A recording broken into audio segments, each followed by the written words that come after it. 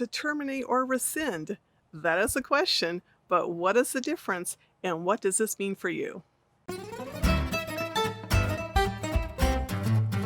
Hi, I'm Francine Viola, Realtor in Olympia, Washington, and today we're talking about when real estate transactions don't make it to the closing table and the parties want to cancel the agreement. Do you terminate or do you rescind? Although these words may seem similar, they are not interchangeable when it comes to real estate. They have very different meanings and consequences. But first, I am not an attorney, nor am I giving legal advice. If you do need professional legal expertise, I have a great list of the top Olympia area real estate attorneys that I work with that can help you.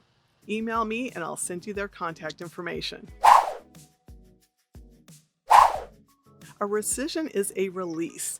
It releases buyers, sellers, brokers, and their firms of any and all present or future liability in connection with the sale. It's like a time machine. It takes everyone back in time as if the agreement was never written. A termination, on the other hand, ends the agreement at that point in the agreement and does not release the parties from liabilities. As a home buyer, you have a mutually agreed upon purchase and sale agreement with the seller, but a situation arises during the transaction where you cannot go through with the purchase of the home. For example, the home inspection uncovered an issue that is a deal breaker for you, like the home needs a new roof and the seller isn't willing to replace the roof. What do? Do you rescind or terminate?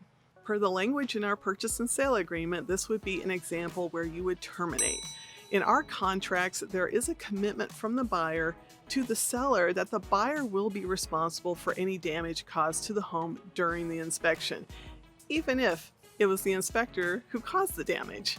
And there are some home inspectors that cause damage. Pardon me while I digress here, but one of the things that makes me crazy is when a home inspector sticks a screwdriver into a rotten trim board and takes a photo of it to make his point that the trim piece is rotten. You don't have to prove your point that way, but in this case, the inspector just caused damage to the home and you as the buyer are responsible for that. Now, as a buyer, you may tell me that in this case, you want to rescind so that you don't have any liability, but you have already agreed to that liability in your purchase and sale agreement.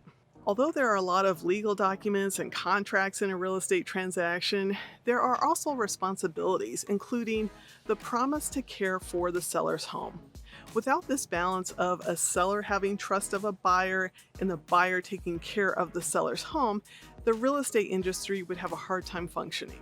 You may be interested in checking out my other videos about terminating a real estate transaction. If you are looking to buy or sell in the Olympia area, call or send me an email to schedule time to discuss your next move. Thanks for watching, and I'll see you next time.